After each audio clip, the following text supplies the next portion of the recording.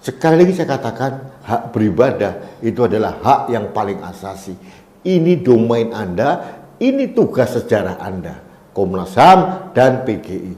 Tidak usah ngurusin masalah politik, tidak usah ngurusin masalah orang yang tidak lulus tes wawasan kebangsaan.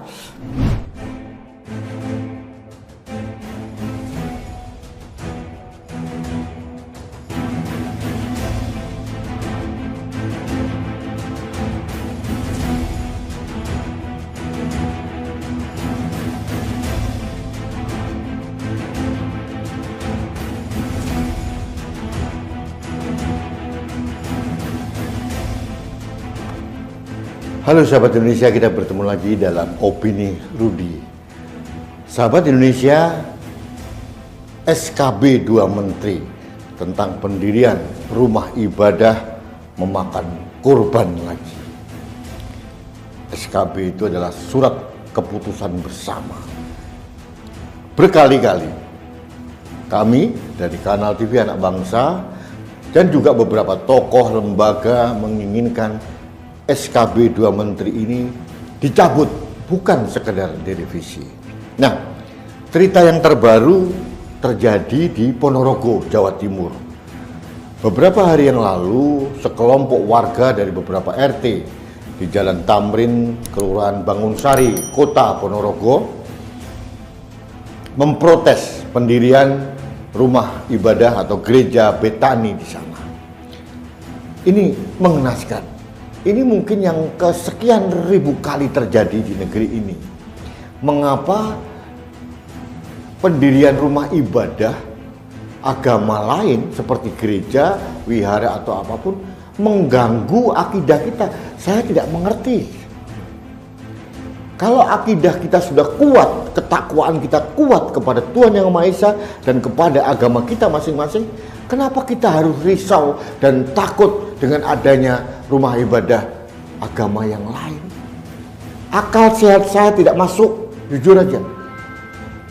Saya bingung bagaimana mencerna akal sehat kelompok-kelompok yang intoleran ini. Sahabat Indonesia, gejala intoleransi ini sudah mengejala banyak sekali, apalagi setelah reformasi. Dan hampir semua kejadian atas nama menjaga kerukunan, menjaga suasana yang kondusif, aparat keamanan selalu menyelesaikannya dengan damai dan berakhir di materai. Selesai. Tapi pendirian rumah ibadah yang non-muslim, yang gereja dalam hal ini, tidak terjadi juga. Kita memaksa orang-orang yang minoritas ini untuk menerima arogansi yang sesat menurut saya dari kelompok-kelompok mayoritas. Ini yang bagi saya aneh. Sahabat Indonesia, atas nama SKB 2 Menteri, mereka menolak. Dan kalau kita telisik SKB 2 Menteri yang mengatur tentang tata cara pendirian rumah ibadah, ini lebih banyak memakan korban adalah rumah ibadah di agama yang minoritas di Indonesia ini. Untuk pendirian masjid tidak pernah ada masalah karena mayoritas aman-aman saja. Sahabat Indonesia, beribadah menurut agama dan kepercayaan masing-masing itu dijamin oleh konstitusi. Itu hak yang paling asasi dari manusia ini. Selayaknya negara menjamin itu, bukan meminta mereka untuk mengerti dan memahami. Semuanya masalah ditutup dengan karpet merah atas nama suasana yang kondusif. Ini kan aneh. Kita kan tidak sadar kita menjadi spotlight di dunia internasional, betapa kita tidak intolerannya. Padahal itu dilakukan hanya sekelompok orang. Sahabat Indonesia, negara harus bertindak. Yang pertama, kepada Menteri Agama, Gus Yakut, ayolah, jangan hanya wacana merevisi SKB 2 Menteri. Menurut saya dicabut saja. Semua umat beragama di Indonesia punya hak untuk beribadah dan mendirikan rumah ibadahnya. Jangan hak mereka kita halangi. Itu zolim bagi saya. Pemerintah harus tegas, aparat keamanan harus tegas juga. Jangan memaksa kelompok minoritas menerima arogansi dari kelompok-kelompok tertentu yang menurut saya akal sehatnya sudah tidak masuk akal. Sahabat Indonesia, di sini saya protes keras kepada Komnas HAM. Nah, seharusnya Komnas HAM itu mengurus seperti ini. Ini adalah pelanggaran HAM yang paling asasi menurut saya.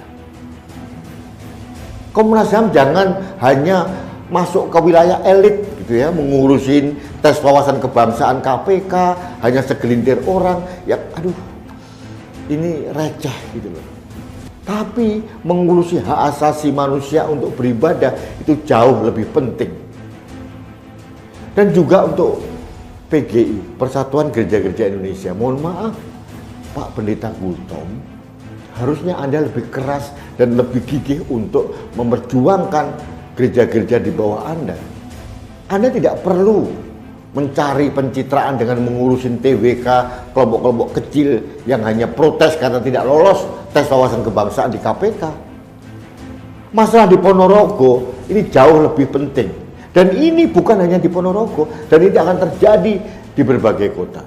Sebagai contoh, apa kabarnya Gereja Yasmin di Bogor sampai sekarang tidak ada penyelesaiannya? Mari kita renungkan bersama. Bagaimana mereka beribadah? Mereka memerlukan tempat untuk berkumpul, beribadah, dan bertakwa kepada Tuhan Yang Maha Esa. Saya, alhamdulillah, dari kelompok muslim diberikan kemewahan, kemudahan, rumah ibadah kita banyak tersebar di mana-mana.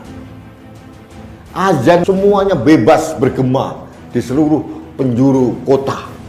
Bahkan kadang-kadang masjid banyak yang berdekatan, berdempetan sehingga azannya simpang siur tidak karu-karuan. Itu pun saya juga protes.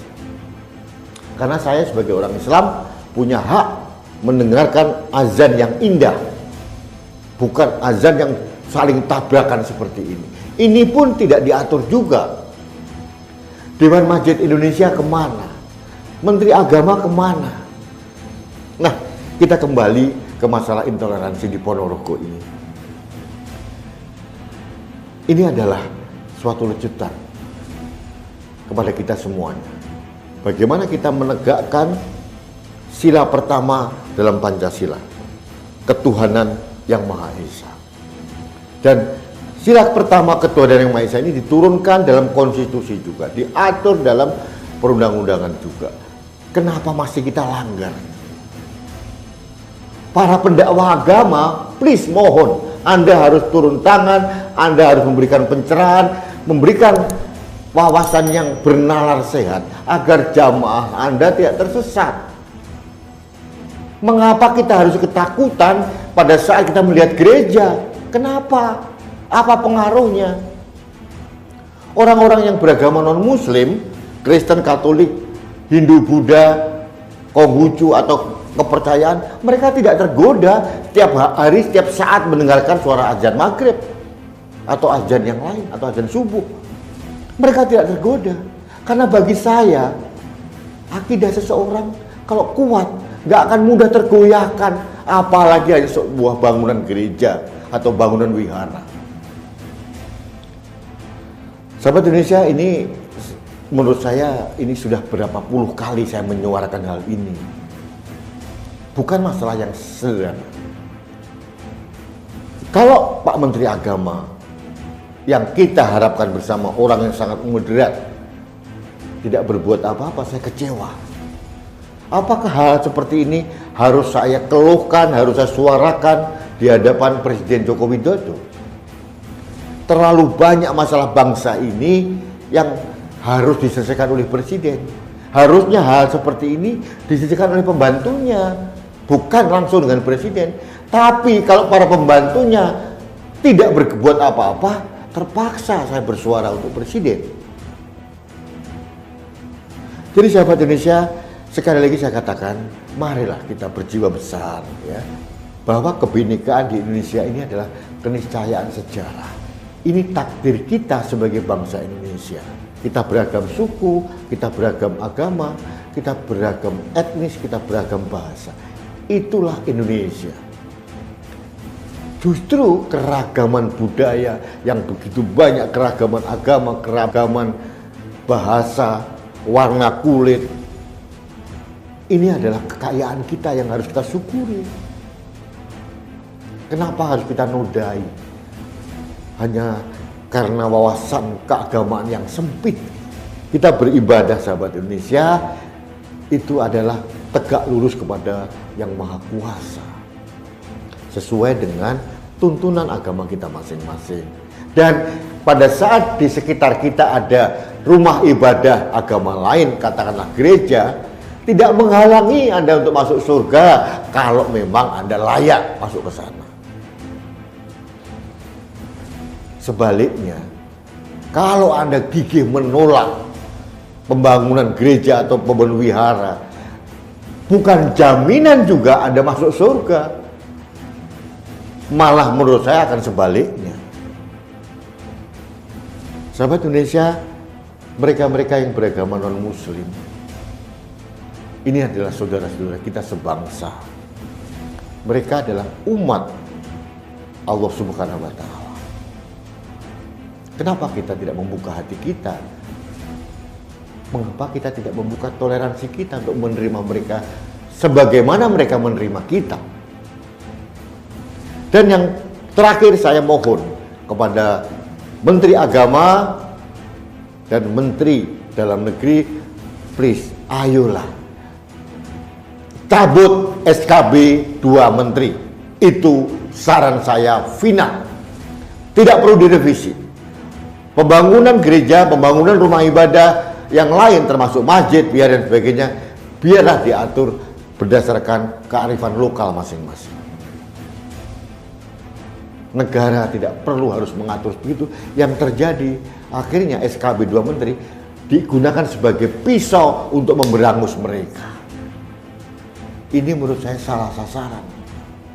Tidak perlu direvisi, cabut SKB 2 Menteri. Itu yang pertama. Yang kedua, Komnas HAM dan PGI, ini ada masalah di depan mata kita yang harus Anda tangani secara segera. Sekali lagi saya katakan, hak beribadah itu adalah hak yang paling asasi. Ini domain Anda, ini tugas sejarah Anda, Komnas HAM dan PGI. Tidak usah ngurusin masalah politik, tidak usah ngurusin masalah orang yang tidak lulus tes wawasan kebangsaan. Itu ada yang ngurus sendiri, itu hanya masalah administrasi.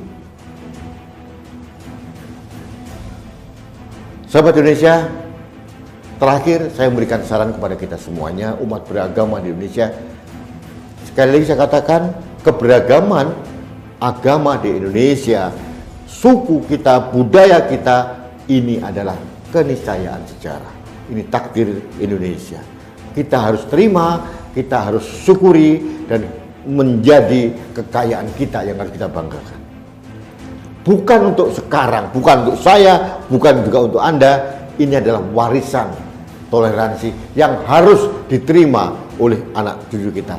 Ini adalah tugas sejarah kita sebagai anak bangsa. Baik, sahabat Indonesia, terima kasih. Demikian opini saya hari ini. Mudah-mudahan ini menjadi masalah terakhir yang kami bahas, dan tidak pernah akan muncul lagi masalah-masalah intoleransi yang terjadi seperti di Kelurahan Bangunsari di Ponorogo ini. Semuanya harus berhenti. Kita harus damai, kita harus bergandengan tangan sebagai satu bangsa, yaitu bangsa Indonesia. Terima kasih. Kita bertemu lagi dalam opini berikutnya. Jangan lupa like, subscribe, komen, dan share setiap postingan Kanal TV Anak Bangsa. Bersama kanal ini kita menjaga Indonesia, kita menjaga merah putih, dan kita menjaga Pancasila. Terima kasih. Salam satu Indonesia, salam budaya Nusantara. Saya Rudi Eskamo.